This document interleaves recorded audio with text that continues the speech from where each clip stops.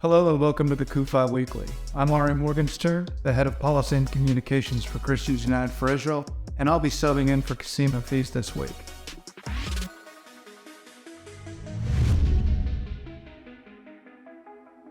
Today, we're going to talk about Palestinian terrorism and Palestinian intransigence.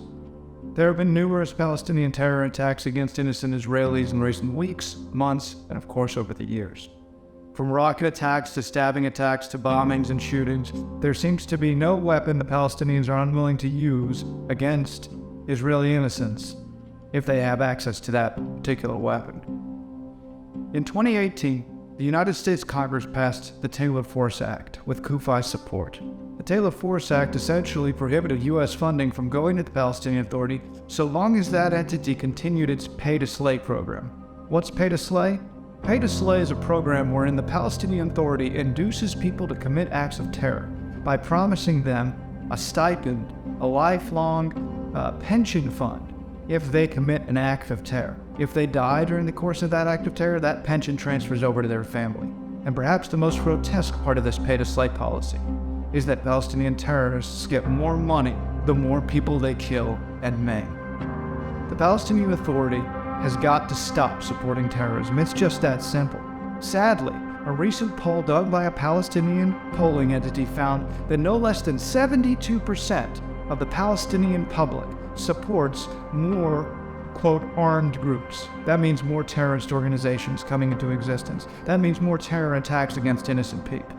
Ladies and gentlemen, we cannot expect Israel to engage with an entity that is supporting terrorism. We must demand that our government oppose any dollars flowing to the Palestinian Authority or related entities so long as they continue to support terrorism. Now, I have often said that to be pro-Israel is not to be anti-Palestinian, and I am in no way anti-Palestinian, quite the opposite actually.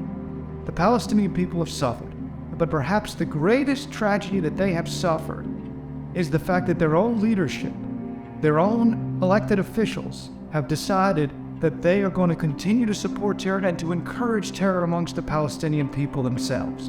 Ladies and gentlemen, the Palestinian people have suffered. They have suffered greatly, but they have suffered at the hands of their own leadership.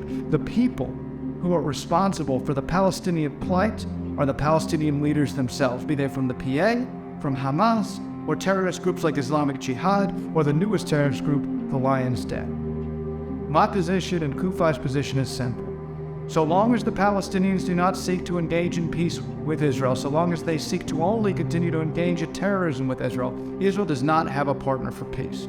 As pro-Israel activists, you need to be aware of the uptick in Palestinian terror that we've seen recently and the continued policies of the Palestinian Authority and Hamas and others that support terrorism.